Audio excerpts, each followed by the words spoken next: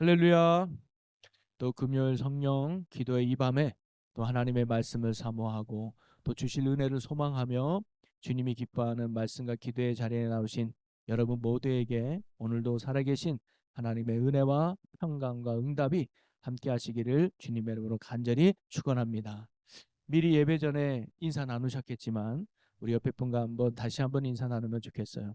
오늘 이 밤에도 잘 나오셨습니다. 사랑하고 축복합니다. 할렐루야. 음. 옆 사람 때문에 집중이 안 되고 은혜가 안 된다. 지금 바꾸시면 됩니다. 옆 사람 때문에 내가 통 지금 말씀도 집중이 안 되고 그런 분 없으시죠? 예. 오늘은 금요 기도회에 특별히 오신 분 안 계십니까? 뭐 성계가 다 왔다든가, 뭐 속회가 다 왔다든가, 가족이 다 왔다든가, 심심해서 왔다든가, 눈 떠보니 여기 왔다든가, 뭐 이렇게. 아, 여러분, 제가요 모든 예배가 귀하고 모든 예배가 감사하지만 특별히 이렇게 금요 기도회는 참 귀한 것 같아요. 가장 나오기 싫고 힘든 이 시간대가 금요 기도회고 일주일 일하다가 금요일 날 편히 쉬고 싶을 때가 이때인데 세상은 불금이라고 말하면 시큰 놀자. 왜? 내일 직장 안 가니까. 시큰 밤새도록 놀고 싶은 게 이 밤인데 그래도 여러분은 이 밤에 기도하러 나오고 또 말씀을 들으러 나오고 하나님의 은혜를 사모하러 나온 여러분의 그 중심이 얼마나 귀한지 몰라요. 그리고 특별히 제가 금요 기도에는 함께 기도하는 시간으로 각자 여러분의 기도 제목도 있지만 그래도 금요일 기도에는 교회를 위해서 우리가 좀 더 합심하며 기도하자라는 시간인데 여러분이 그런 뜻을 또 사모해서 나와주셔서 너무너무 감사합니다. 오늘도 말씀을 전하는 저나 듣는 여러분이 또 말씀 가운데 은혜 받고 오늘 이 밤에도 기도하는 것마다 응답받고 여러분 성령 충만하는 복된 시간이 되기를 주님의 이름으로 간절히 축복합니다. 여러분 오늘 우리가 요한복음 21장을 읽었는데요. 여러분 지난번 요한복음 20장에는요. 예수님이 부활하신 후에 제자들에게 두 번 나타나는 사건이 기록돼 있죠. 처음에 나타났는데 누가 없어요? 도마만 빠져 있었어요. 그리고 8일 만에 다시 제자들에게 나타나서 그때는 도마도 같이 있어서 모든 제자, 즉 가룟 유다만 빠진 모든 제자들에게 예수님이 보이셨단 말이죠. 자, 그리고 오늘 우리가 읽은 요한복음 21장에 보니까 예수님이 부활하신 후에 세 번째로 제자들에게 나타나는 장면이 21장에 나옵니다. 세 번째. 근데 그 세 번째 나타나는 장소가 어디냐? 1절 말씀에 보니까 디베라 바닷가. 우리 1절 말씀을 다 같이 읽어보겠습니다. 1절. 그 후에 예수께서 디베랴 호수에서 또 제자들에게 자기를 나타내셨으니 나타내신 일은 이러하니라. 네. 예수님이 디베라 호숫가에서 제자들에게 나타났단 말이죠. 예수님이 디베라 호수에서 제자들에게 나타났다는 말은 지금 제자들이 어디 있다는 거예요. 디베라 호수에 있다는 거 아니겠습니까? 이 디베라 호수는 우리가 잘 알다시피 갈릴리 호수예요. 그래서 갈릴리 호수는 불려지는 지역에 따라서 그 이름이 다릅니다. 그래서 특별히 요한복음에서 요한은 디베라 호수라는 표현을 하고 있는데요. 두 번 등장해요. 언제 등장하느냐? 오병이어 일어날 때. 디베라 호수 강가에서 빈들에서. 그래서 디베라 호수라고 이야기하고 두 번째가 21장에 나오는 이야기입니다. 왜 그런지는 주일날 얘기를 안 해서 금요일에 나오신 분들만 제가 특별하게 보너스로 가르쳐 주려고 해요. 요한은 의도적으로 디베라 호수라고 적었습니다. 자, 왜냐하면 게네사렛 평지에서는 게네사렛 호수라 부르고 갈릴리 지역은 갈릴리라 부르고 이 디베라 호수는 그 근처에 호수 서쪽에 디베라라는 도시가 있었거든요. 이 디베라는 황제의 도시라는 뜻입니다. 황제의 도시. 여러분 황제의 이름을 한다는 건 아무 도시나 안 하잖아요. 그만큼 뭔가 화려하고 잘나고 그리고 뭔가 발전됐기 때문에 황제 이름을 붙이잖아요. 그럼 이 디베라 호수라는 말은 어떻게 보면 황제의 호수예요. 그 당시 황제는요 선망의 대상 아닙니까? 누구나 황제처럼 되고 싶어 하는 거 아니에요.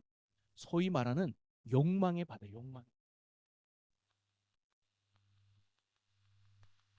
세상의 논리로, 세상의 가치로, 세상의 방법으로 살아가서 네가 죽어야 내가 살고 뭔가 이 땅의 것을 많이 얻고 성공하고 출세해야 이 땅에서 행복하다는 논리로 살아가는 게 어찌 보면 이 욕망의 바다, 황제의 바다였습니다. 그래서 요한은 일부러 갈릴리 호수를 디베라 호수라고 표현한 거예요.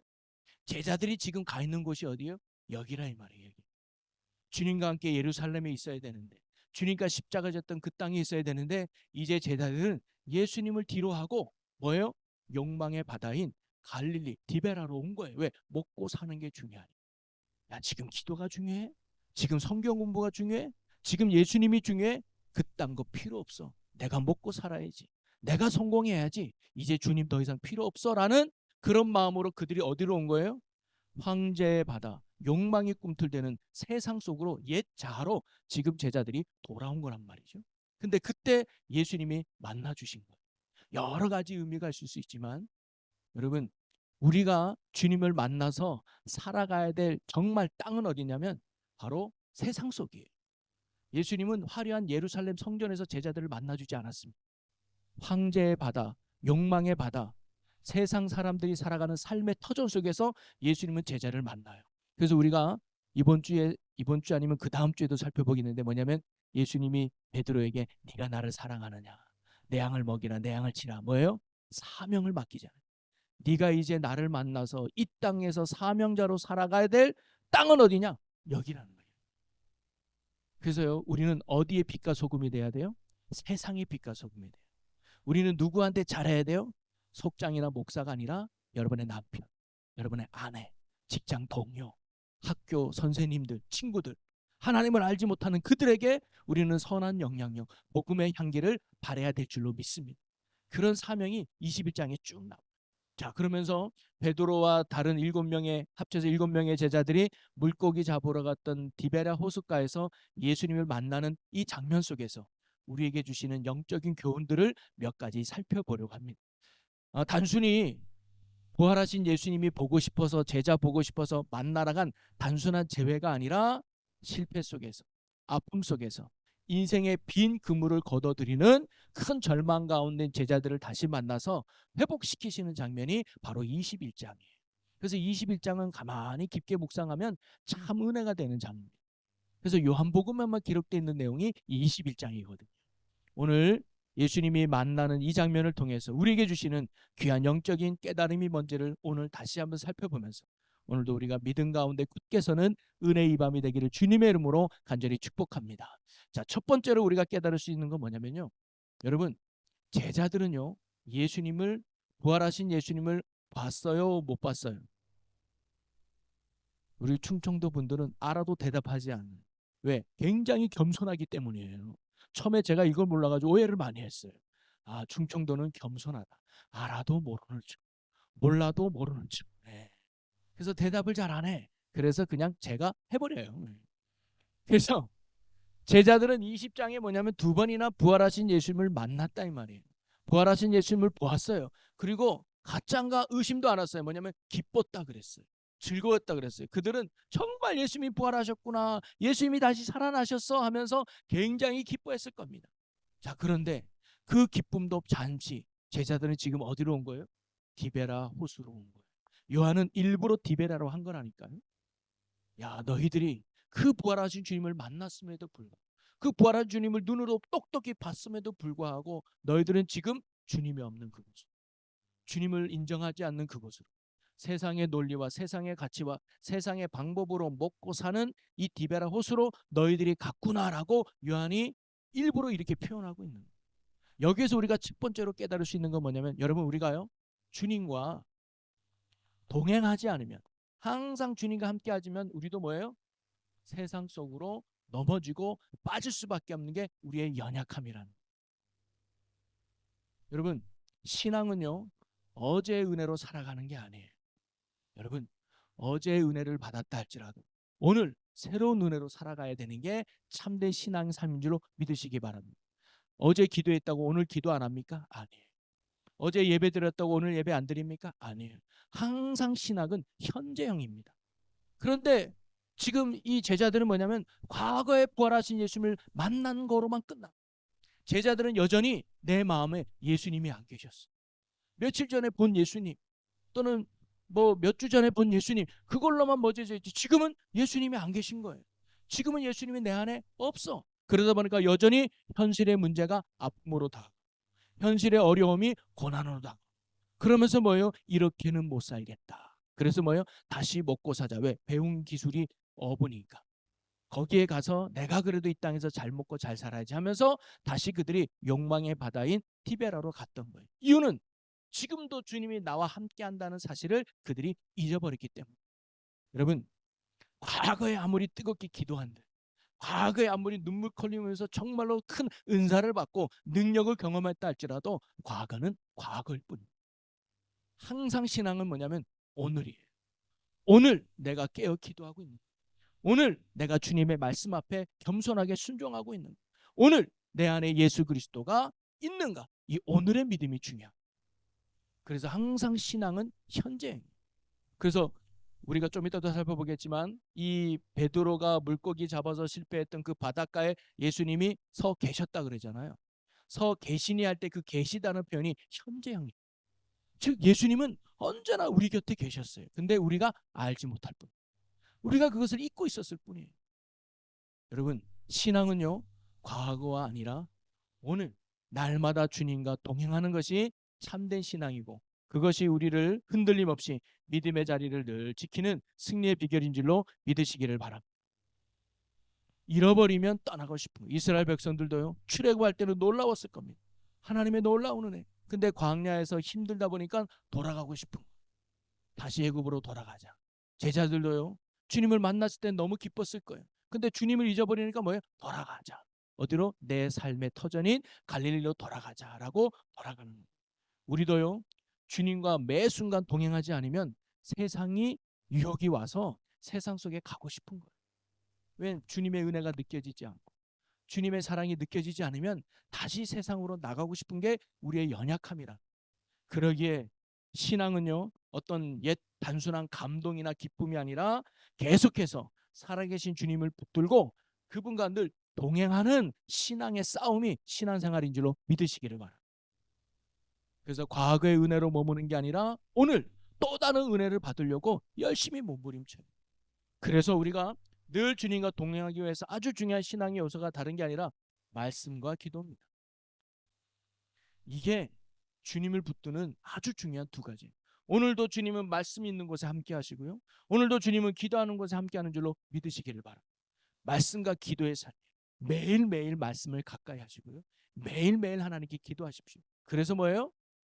쉬지 말고 기도하라는 것은 24시간 교회 와서 기도하라는 얘기 아니라 수시로 그분을 영적 안테나를 세워서 하나님과 늘 영적으로 소통하라는. 하나님, 오늘도 아침에 일어났어요.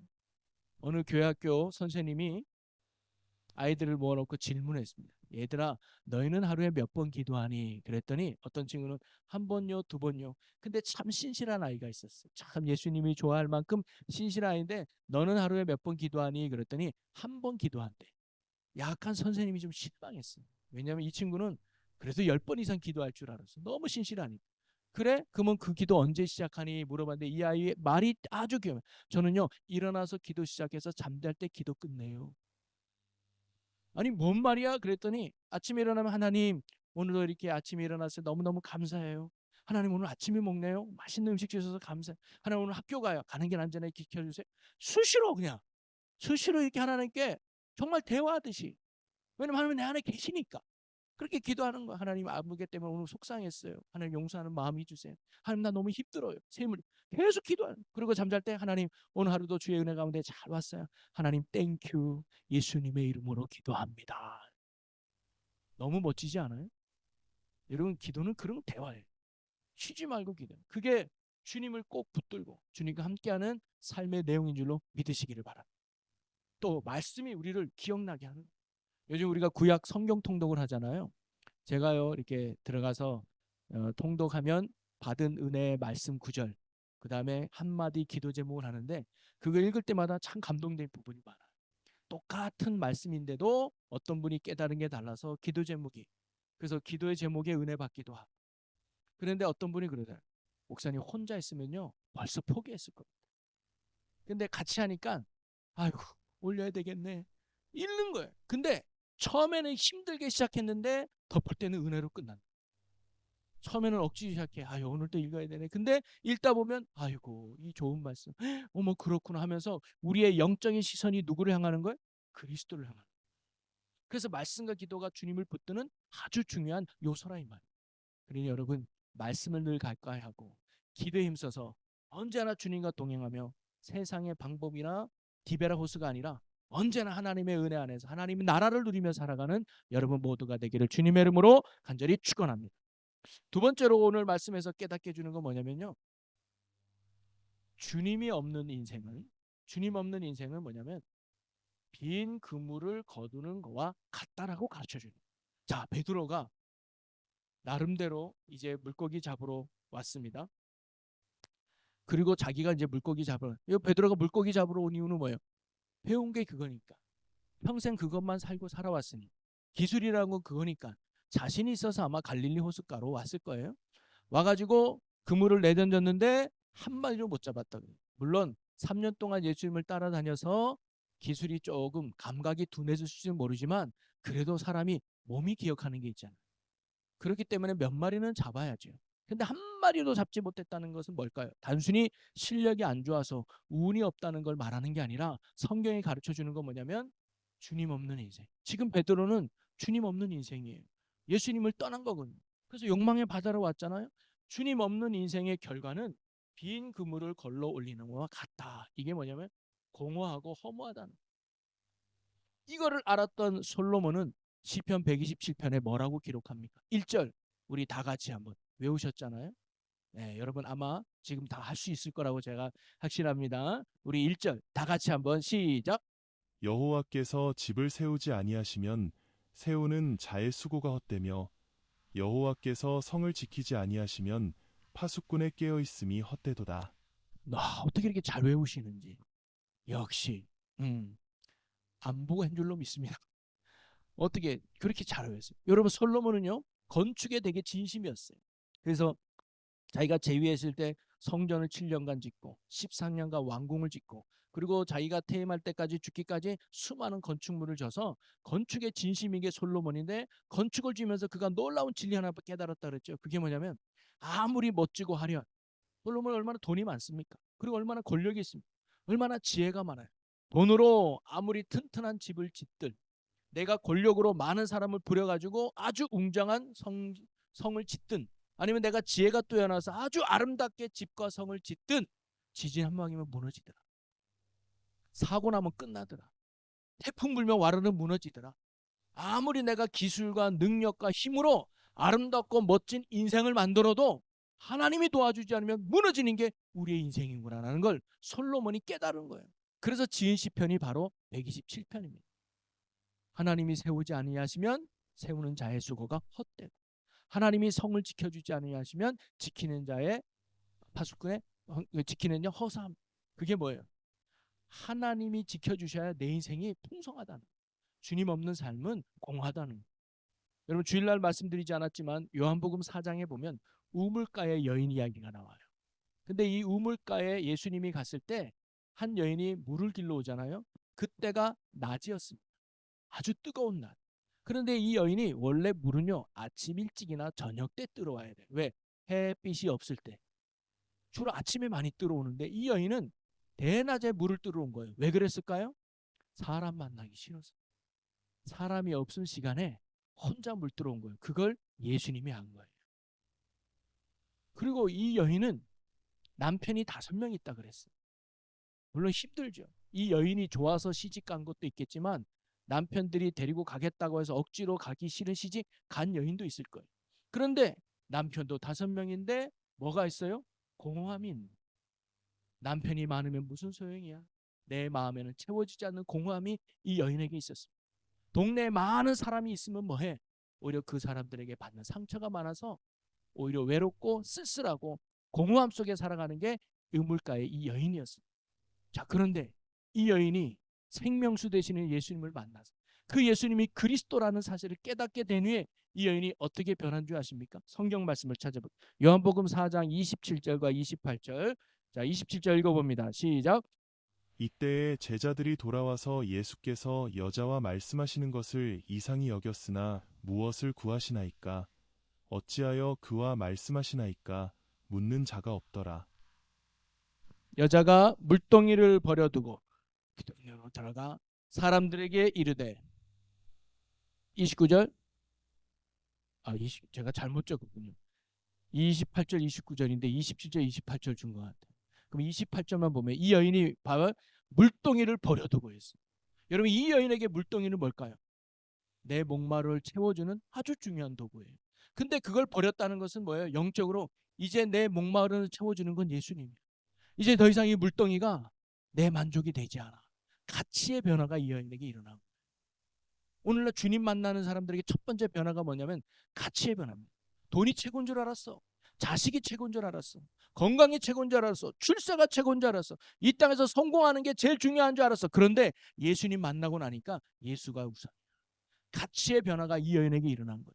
또 하나가 변화가 뭐냐?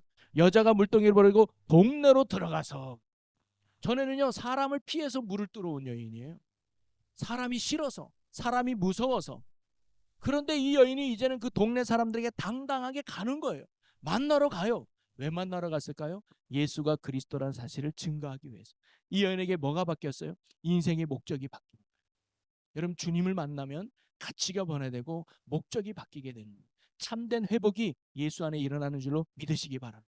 오늘 베드로가 밤새도록 아무리 경험이 좋아도, 아무리 능력이 있고, 아무리 지식이 있다 할지라도 하나님 없는 인생은 아무것도 거둬둘 수 없는 허무한 인생임을 가르쳐주면서, 반대로 뭐예요?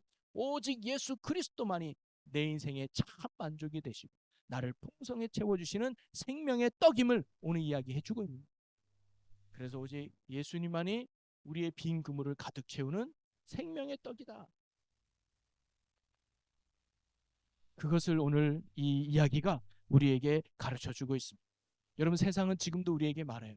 네가 이 땅에서 행복해지려면, 네가 이 땅에서 잘 살려면, 네가 이 땅에서 정말로 만족스러운 인생이 되려면 이거 가져야 되고 저거 가져야 되고 요만큼 올라가야 되고 저거 획득해야 된다고 계속 세상적인 실력을 키우라고 우리에게 이야기해요. 야, 너 그물에 많은 물고기 잡고 싶어? 그러면 그물부터 바꿔. 기술을 배워야 돼. 배가 문제야. 그물이 문제야. 네 실력의 문제하면서 자꾸 세상 것을 바꾸라고 말하지만 아니에요. 우리가 진짜 신경 써야 될 건 물론 세상의 실력도 갖춰야 되는 게 맞습니다. 세상의 가치도 필요한데 필요해요. 그러나 우리가 정말로 붙들고 잊지 말아야 될 진짜 실력은 뭐냐면 다름 아니라 예수 그리스도를 믿는 믿음의 실력을 우리가 키워야 될 줄로 믿습니다. 그분을 더 의지하고, 그분을 더 신뢰하고, 그리고 그분을 더 따를 수 있는 믿음을 키울 때 생명 되신 예수님이 우리 인생의 그물을 넉넉히 채워주시고 풍성하게 채워주셔서 참 만족의 삶으로 인도해줄 줄로 믿습니다. 그래서 다윗이 시편 23편에 고백하죠. 여호와는 나의 목자시니 내가 부족함이 없으리로다. 공동 번역에는 여호와께서 나의 목자시니 나는 참 만족하리로다. 즉 주님만 계시면 되는 거예요. 그분이 나의 목마름을 해결해 주시고, 그분이 나의 배고픔을 채워주시고, 그분이 나의 어려움을 건져주시고 문제를 해결해 주시는 능력이 됨을 믿는다는 거예요. 그러기에 오늘 우리가 날마다 키우고 또 키워야 될 건 다름이 아니라 우리의 믿음인 줄로 믿으시기를 바랍니다. 오늘 예수님이 제자들을 부를 때 뭐라고 부른 줄 알아요? 얘들아 불렀어요. 얘들아. 성경을 잠깐 보면 21장 5절에 보면 이래요. 예수께서 이르시되 얘들아 너희에게 고기가 있느냐 대답하되 없나이다. 얘들아. 여러분, 예수님이 제자들에게 얘들아라고 부른 표현이 많지 않아요. 여기서 얘들아라는 헬라어로 파이디오, 어린아이란 뜻이거든요. 지금 이 제자들의 수준이 뭐냐면 어린아이였어요. 어린아이. 정말로 너무나 연약한. 근데 이제 거기에서 뭐냐면 자라나라는 거예요. 그래서 예수를 온전히 믿고 그분을 온전히 따를 수 있는 큰 믿음의 사람으로 자라나기를 주님이 오늘도 우리에게 원하시는 거예요. 그래서 제가 몇 번 얘기하지만 믿음에는 세 가지 믿음이 있다고 그랬잖아요. 어떤 믿음이 있냐면 어린아이 믿음이 있어요. 그 다음에 청년의 믿음이 있어요. 그 다음에 아비의 믿음이 있어요. 성경이 이렇게 얘기해요. 어린아이 믿음은 뭐냐면 스스로 할 줄 아는 게 없어. 누군가 도와줘야 돼. 누군가가 뭔가 이렇게 도와줘야 그나마 와. 그 다음에 어린아이는 뭐냐면 쉽게 넘어져요. 조그만 돌멩이도 쿵 넘어지고, 조그만 때려도 피멍 들고 되게 약해. 오늘날 성도들 가운데도 어린아이 같은 믿음이 있습니다. 뭐냐? 나와라 나와라 해야 겨우 나와. 기도하자 기도하자 가지고 겨우 한 번 나와. 그러놓고 나 잘했지 이렇게 한 번. 얼레고 달래야지만 예배에 자리요. 얼레고 달래야지만 기도하러. 얼레고 달래야지만 겨우 성경 읽을까 말까. 손이 많이 가 사실. 그리고 작은 말하면 쉽게 상처를 받아. 내 저집사님 때문에 못 나가 3개월 안 나가. 나무개 때문에 못 나가 2개월 안 나가. 이러면서 조그만 말 한마디에 조그만 행동 하나에 상처받고 또는 무너져서 교회를 멀리하는 어린아이 같은 수준의 성도들이 교회 안에 있어요. 이거는 나이와 상관없습니다. 세상 수준과도 상관없습니다. 성경의 지식과도 상관이 없어요. 믿음이 그렇다는 거예요. 그 다음에 청년의 믿음이 있습니다. 청년의 믿음은 이제 독립했어요. 홀로 서기 하잖아요. 그래서 이제는 누가 예배드리러 가자 하지 않아도 내가 사모함으로 나와. 기도하러 가자 하지 않아도 내가 문제가 있으면 기도하러 와요. 그리고 봉사하고 싶으면 하는 거예요. 이제 누구 때문이 아니야. 스스로가 믿음의 자리를 가려는 청년의 믿음이 있습니다. 자, 그 다음에 뭐냐면 아비의 믿음. 아비의 믿음은 뭐냐면 나를 넘어 너를 생각하는. 나는 하지 않아도 돼. 근데 너를 위해서 내가 기꺼이 해줄게. 나는 이거 봉사 안 해도 돼. 근데 네가 잘 될 수 있다면 내가 기꺼이 해줄게. 다른 사람의 이익과 성장과 수고를 위해서 기꺼이 나를 희생할 줄 알고 소비할 줄 알고 섬길 줄 아는 믿음이 바로 이 아비의 믿음입니다. 자, 눈 감아보세요. 이제 어린아이 믿음이다. 나는 아직 어린아이 믿음이다. 아니면 나는 청년의 믿음이다. 아니면 나는 아비의 믿음이다. 그럼 할아버지 믿음입니까, 여러분? 할아버지의 믿음은 무조건 기쁜 거예요. 그냥 손잡으면. 여러분, 우리의 믿음이 아비의 믿음까지 가기를 축복합니다. 그래서 나를 넘어서 다른 이들을 기꺼이 섬겨주고 말에 상처 줄 수 있죠. 하지만 오히려 그것을 너그럽게 용서해주고 그를 품어주면서 우리가 함께 아비의 믿음까지 나아 하나님 나라를 이루는 건강한 교회가 우리 교회가 되기를 주의 이름으로 축복합니다. 바로 우리가 키워야 될 건 예수 그리스도의 한 믿음이에요. 근데 이 믿음은 말씀과 기도로 키워지는 거예요. 그러니 여러분은 늘 하나님이 기뻐하는 믿음으로 늘 사시기를 주님의 이름으로 간절히 축원합니다.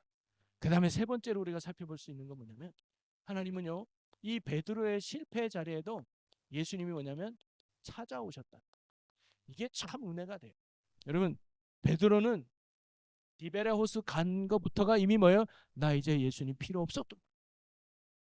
내가 물고기 잡을 실력이 있으니까 나 이걸로 충분히 이 땅에서 먹고 살 수 있어. 나 예수님 필요 없이 간 게 이 베드로였습니다.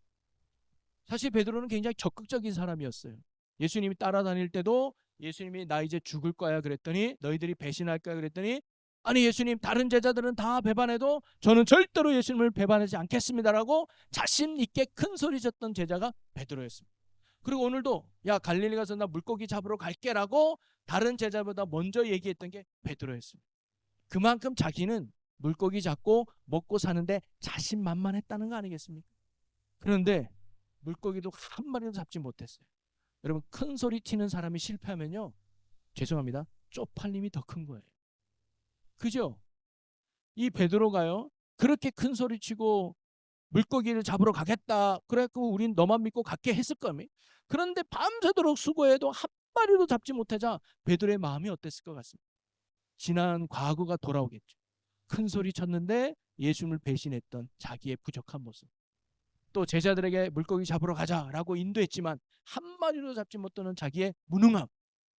그러면서 이 베드로는요 이러한 실패 앞에 뭐냐면 큰 절망을 했어요.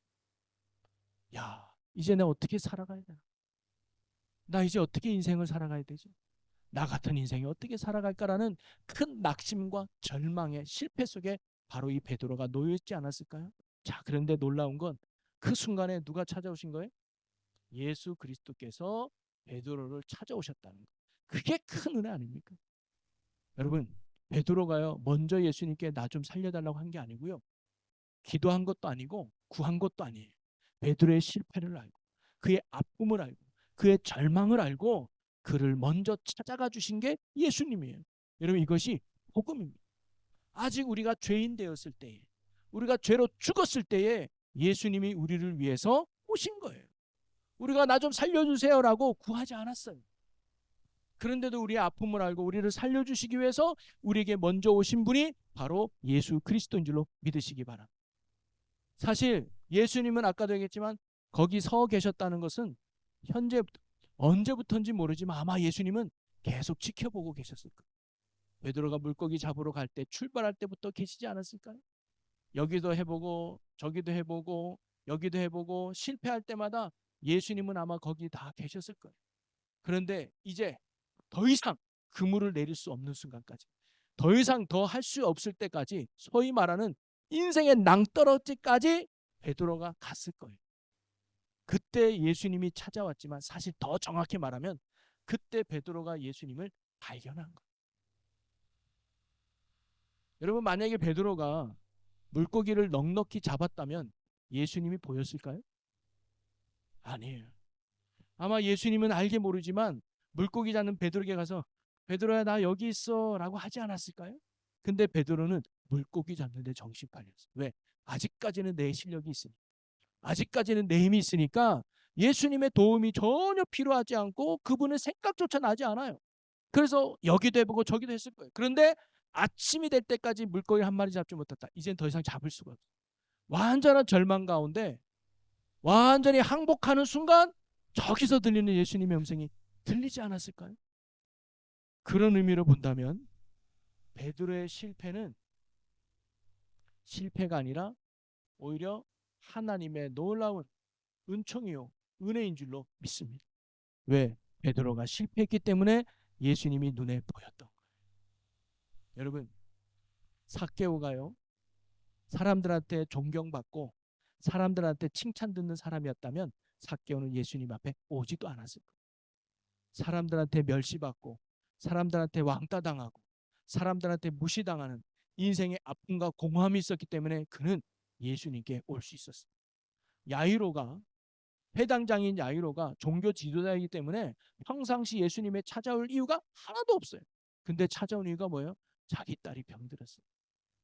하나밖에 없는 내 딸이 병들어 죽게 되었을 때 그 고통 가운데 누가 보이는 거예요? 예수님이 보이는. 여러분, 오늘도요 많은 사람들이 은혜 받는 사람이 많잖아요. 주님을 만나는 경험도 있고 주님의 그 뜨거운 사랑을 경험한 사람도 있는데 내 인생을 변화시키는 그 주님을 만나는 그 순간은 많은 사람들 얘기 들어보면 90% 이상이 실패했어요. 아픔 속에 있을 때, 절망 가운데 있을 때 나를 찾아와시는 그 주님을 만나. 나 같은 죄인을, 나 같은 못난 자를 그래도 벌하지 않고 그래도 멀리하지 아니하고 지금까지 서 계셨다. 나는 지금까지 주님 없어도 살 수 있습니다 하고 발버둥 쳤는데 내가 끝까지 실패하며 나는 이제 어떻게 살아가나 큰 절망 가운데 고개를 들어보니까 주님이 항상 내 곁에 계셨다. 나를 떠난 적이 없었다. 근데 내가 주님을 잊고 있었다. 그래서 그걸 깨닫는 순간 주님 제가 잘못했어. 내가 예수님이 항상 내 뒤에 계셨는데 내 옆에 계셨는데 내가 그 주님을 잊고 살았거든. 그래서 내 인생의 빈 그물은 오히려 실패가 아니라 또 다른 은총에 대해서 그때부터 주님 붙들고 살아가는 멋진 인생이 되는 거 아니겠습니까? 여러분, 저도요 몇 번 간증을 한 것 같은데 제가 첫 목회할 때, 첫 전도사로 갔을 때, 결혼하기도 전에 전도사로 나갈 때 굉장히 들뜬 마음으로 갔습니다. 여러분, 그런 거 있잖아요. 이게 종업원이 하다가 이제 사업을 해서 자기 사업을 했어. 그럼 얼마나 들떠요. 저도 맨자 전도사로 있다가 이제 내가 개척을 해서 내가 교회를 하니까 얼마나 들뜹니까? 그래서 목회 개혁, 목회 계획, 5개년 계획. 1년 때니까 2년 때에서 5년 안에 이런 교회 만든다. 막 생각만 해도 막 들뜨는 거예요. 막 흥분이 돼. 그래서 막 자랑하고 다니고 나 이제 교회 나가는데 나 이런 목회할 거야. 이런 교회 세울 거야. 아, 그래 축복하고 기도할게. 그래서 처음에 목회해가지고 예배드리는 뭐 성도가 있습니까? 작은 그 삼각교회 갔으니 몇 명 없어요. 그런데도 옛날 조용기 목사님은 2명 앉았는데 200명 앉은 것처럼 설교해. 10명 앉으면 100명 앉은 것처럼 뜨겁게 기도하라. 들은 건 있어가지고 뭐 몇 명 없어도 막 금요기도에는 2명 앉혀놓고 2시간 3시간 그 지역에 있는 교회 이름 불러가면서 막 기도했던 것 같아요. 여러분 놀랄 준비하십시오. 이렇게 제가 열심히 막 하고 했더니 6개월 안에 몇 명이 교회 등록한 줄 아십니까? 한 명도 안 했어요. 1년이 됐어요. 몇 명 온지 아십니까? 한 명도 안 왔어요. 오히려 2명이 떠나갔어요. 그러면서 제 마음에 큰 절망감이었어요. 나는 목회의 은사가 없나? 목회는 정말 은사가 있거나 능력 있는 사람이나 하는 거지 나는 하는 게 아닌가 보고. 이래가지고 절망감이 있는 가운데 그때 이제 공예가 있었습니다.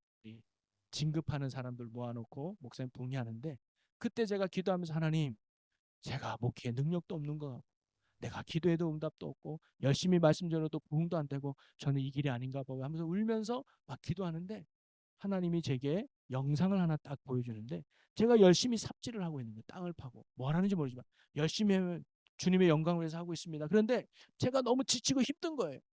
그러면서 삽을 딱 내려서 하나님 왜 안 도와주시는 겁니까? 저 혼자 이렇게 하셔서 너무 힘들어요. 그랬더니 주님이 뒤를 돌아봐라. 그래서 뒤를 다 돌아보니까 나무에 예수님이 매달려 있는 거예요. 묶여져 있었다.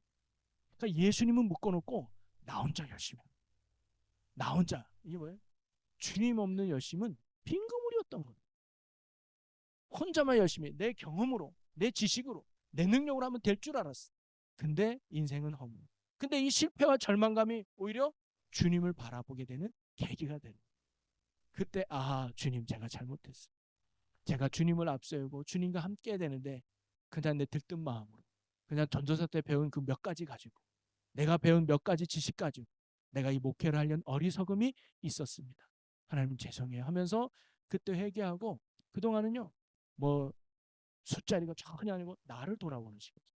그래서 너는 나로 채워라, 이런 주님의 메시지 앞에 새벽마다 성경 읽으면서 말씀 이렇게 묵상하고 또 저녁마다 기도하면서 하나님으로 채워지는 그 훈련이 제가 있었던 것 같아요. 여러분, 실패가 아픔이지만 오히려 그게 은총이 될 수 있어요. 그래서 제가 이 얘기하는 이유는 뭐냐면, 혹시 여러분이 왜 나는 이렇게 안 풀리지? 왜 나는 이렇게 안 되지? 왜 내 인생이 이렇게 꼬이지?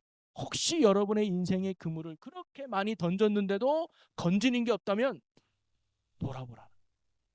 혹시 주님이 여러분을 만나고 싶어서 빈 그물 안에 기다리고 계실지 모른다. 한번 눈을 들어서 주님을 바라보시기 바랍니다. 혹시 저처럼 주님은 열심히 묶어놓고 나 혼자 일하고 있지는 않은지, 주님은 함께 가기를 원하십니다. 동행하기를 원하십니다. 내가 이 땅에 온 건 너희를 구원하기 위해서고 구원한 건 내가 너와 함께하기 위해서. 그래서 예수님의 다른 이름이 뭐라 그랬어요? 임마누엘이라 그랬어요. 임마누엘이 뭐예요? 하나님이 우리와 함께 계시다. 예수님은요 함께하러 왔어요. 우리 스스로 하나님의 선하심을 이룰 수 없는 연약함을 아셨기 때문에, 우리 힘으로는 천국 백성으로 살아갈 수 있는 능력이 없음을 알았기 때문에, 우리 힘으로는 이 죄악 세상에서 기뻐하고 감사하고 행복할 수 없기 알았기에 참된 구원자이신 주님이 우리와 함께 하신 능력이 되시는 그분, 사랑 되시는 그분이, 힘이 되신 그분이 우리와 함께함으로 말미암아 우리의 인생을 복되게 하시려고 오늘도 우리를 찾아와 주시고 함께하는 줄로 믿으시기를 바랍니다. 여러분, 실패는 실패가 아니라 오히려 주님을 만나는 은혜의 기임을 알고 주님과 늘 동행하는 우리 모두가 되기를 주의 이름으로 간절히 축원합니다. 그리고 한 가지만 더 얘기할게요. 여러분, 예수님이 베드로를 찾아오신 걸로 끝난 게 아니에요. 진정한 회복은 언제 일어난 줄 아십니까? 바로 예수님이 베드로에게 말씀하셨어요.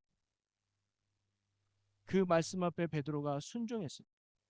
그리고 베드로에게는 참된 회복이 일어났다는 사실입니다.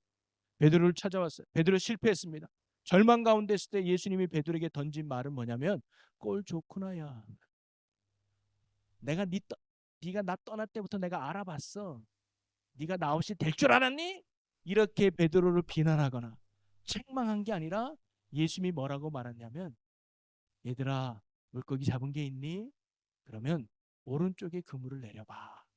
이 말은 뭐냐면 예수님은 베드로의 빈 그물을 채워주고 싶었다. 베드로의 실패를 회복시키고 싶었다. 여러분, 이게 주님의 마음. 주님은 여러분 자녀를 낳아보신 마음은 똑같잖아요. 내 자녀가 잘 되길 원하는 게 부모의 100% 마음 아닙니까? 그런 능력이 없어서 늘 부족할 뿐이고 미안할 뿐이지, 항상 자녀들이 잘 되길 바라고 행복하길 바라고 성공하길 바라는 게 모든 부모의 마음인 것처럼, 오늘 예수님이 저와 여러분을 구원해 주시고 저와 여러분을 찾아와 주시고 저와 여러분께 함께하는 이유는 다른 데 아니에요. 내 말대로 따라라, 너는 내 자녀니까 내 종이니까 내가 시키는 대로 해서 우리를 얽어매려고 힘들게 하려고 어렵게 하려고 우리를 찾아와서 만나주시는 게 아니라 우리의 행복을 위해서, 우리의 복된 삶을 위해서 오늘도 주님 우리를 찾아와 주시고 만나주시고 함께하는 줄로 믿으시기를 바랍니다. 그런데 그 열쇠가 어디 있다는 거예요? 말씀이 있다는 거예요. 그래서 베드로에게 말합니다. 그물 오른쪽에 내려라.